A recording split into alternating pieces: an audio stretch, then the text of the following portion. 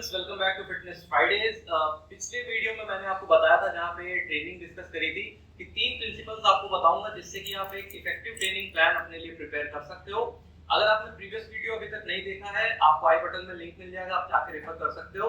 आज के वीडियो को जल्दी से शुरू करते हैं।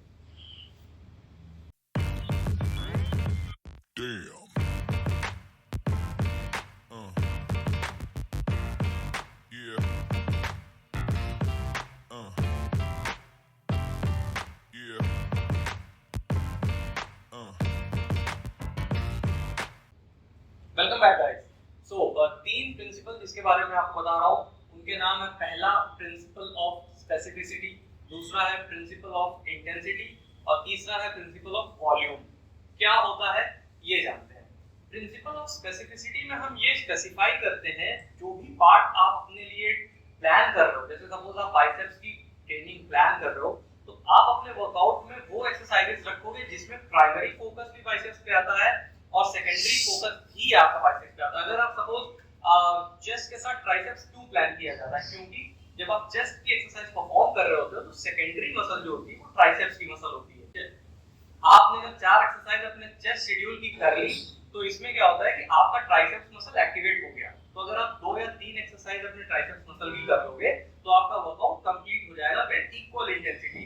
तो स्पेसिफिसिटी ये हमें बताता है कि अगर आप किसी स्किल, सपोज आप कोई फंक्शनल ट्रेनिंग प्लान कर रहे हो, कोई स्किल के ऊपर काम कर रहे हो, तो उसके लिए भी आपको स्पेसिफिक ट्रेनिंग प्लान करनी है।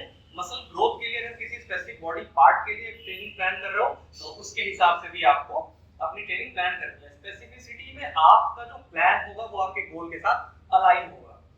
दूसरा पॉइंट जो आता है हमारा प्रिंसिपल ऑफ इंटेंसिटी। अब इंटेंसिटी कैसी होगी आपके वर्कआउट की, ये बहुत ज्यादा इंपॉर्टेंट है क्योंकि आपके मसल ग्रोथ में इंटेंसिटी बहुत बड़ा रोल प्ले करती है। आप अपनी इंटेंसिटी को धीरे धीरे बढ़ाओगे हमेशा, चाहे आप किसी भी तरीके की ट्रेनिंग को प्लान करो, चाहे फंक्शनल प्लान करो, चाहे पावर ट्रेनिंग प्लान करो, चाहे हाइपरट्रोफी प्लान करो, आप अपनी इंटेंसिटी को रेगुलर इंटरवल्स पे बढ़ाओगे।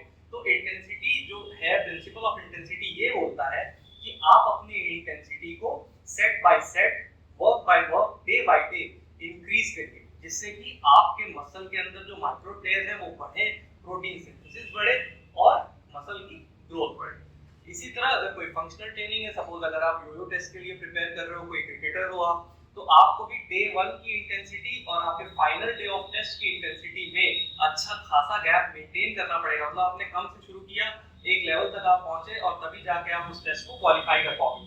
तो इंटेंसिटी मैटर करती है। प्रिंसिपल आता है वो है हमारा प्रिंसिपल ऑफ वॉल्यूम।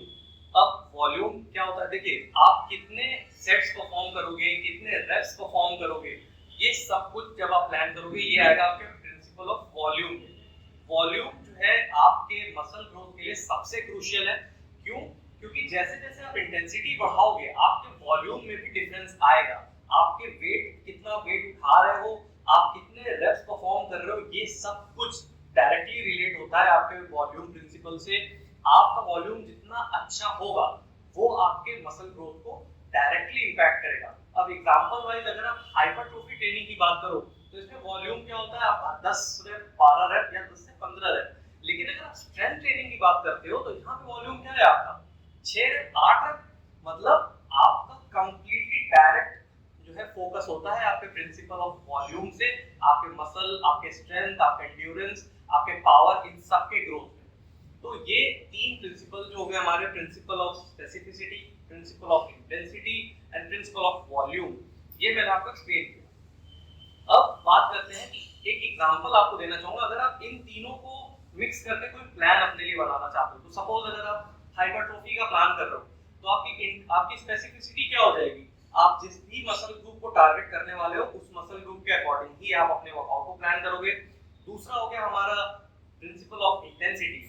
क्या इंटेंसिटी होगी, कितने वेट्स आप उठाओगे। अगर आप लॉग बुक रखते हो अपने पास तो आप चेक करोगे कि लास्ट वीक आपने कितना वेट लिफ्ट किया, अगले आने वाले वीक में आपको कितना इंटेंसिटी, कितना वेट लिफ्ट करना है। प्लस वॉल्यूम कि भैया मैंने पिछले वीक जो है 15 केजी के डंबल से 6 रेप लगाए थे, आने वाले वीक में क्या होगा 15 से 8 अटेम्प्ट करूंगा, वॉल्यूम।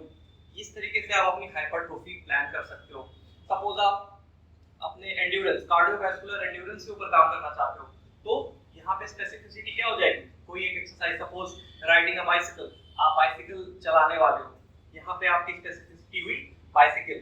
दूसरा आपका क्या हुआ, इंटेंसिटी, कितनी तेज, किस स्पीड पे आप चलाने वाले हो, और वॉल्यूम, कितनी देर के लिए, व्हाट्स योर ड्यूरेशन, कि आप किस स्पीड पे कितनी देर के लिए एक बाइसिकल चलाओगे तो आपकी कार्डियोवैस्कुलर एंड्योरेंस की एक्सरसाइज आप परफॉर्म कर पाओगे। अब एक एग्जांपल और ले लो, सपोज आप पावर ट्रेनिंग करना चाहते हो, वहां पे आपकी स्पेसिफिसिटी क्या होगी, आपकी लिफ्ट, आपको पता होना चाहिए कि मैं प्लायोमेट्रिक्स परफॉर्म करूंगा या मैं ओलंपिक लिफ्ट परफॉर्म करूंगा। तो क्या हुआ आपका स्पेसिफिसिटी में आप ये पक्का करोगे कि आप कौन सी लिफ्ट कर रहे हो। सेकंड हुआ हमारा इंटेंसिटी, अगेन आपको वेट बढ़ाते जाना है, बिकॉज आप एक स्पोर्ट्स के लिए तैयारी कर रहे हो, तो वहां पे आपको अपने कॉम्पिटिटर को टफ कॉम्पिटिशन देना है, तो आप अपने वेट को बढ़ाओगे। इंटेंसिटी, वॉल्यूम, हमेशा कम रेपिटेशंस होंगे आपके पावर ट्रेनिंग में, 4 to 6 reps, that's it, और इसको फॉलो करके आप अपनी पावर ट्रेनिंग भी बना सकते हो। हमेशा ध्यान रखिए, किसी भी तरीके की physical activity, weight training perform करने से पहले आपको अपने रूटीन में स्ट्रेचिंग, वार्म अप, इन चीजों को जरूर इंक्लूड करना है। बिना वार्म अप और स्ट्रेचिंग के आप स्ट्रेट अवे वेट्स हिट मत करिए। बहुत यंग है, अगर आप 20-22 साल के, आपको नहीं पता चलेगा इसका इंपॉर्टेंस, लेकिन जैसे जैसे आप एज करोगे, 30 प्लस हो जाओगे, आपको स्ट्रेचिंग, वार्म अप, इन सारी चीजों का इंपॉर्टेंस समझ में आएगा। सो आई विल रिकमेंड आप आज से इस चीज को हैबिट में डालो, ताकि आने वाले लॉन्ग रन में आपको कभी किसी तरीके की इंजरी का सामना न करना पड़े। ये कुछ प्रिंसिपल मैंने आपको बताया, इनको कैसे आप अपने डे टू डे एक्टिविटीज में अपनी ट्रेनिंग प्लान करने के लिए यूज कर सकते हो, इस पे हमने डिस्कशन किया। उम्मीद करता हूँ आपको समझ आया होगा, अंडरस्टैंडिंग आपको क्लियर हो गई होगी।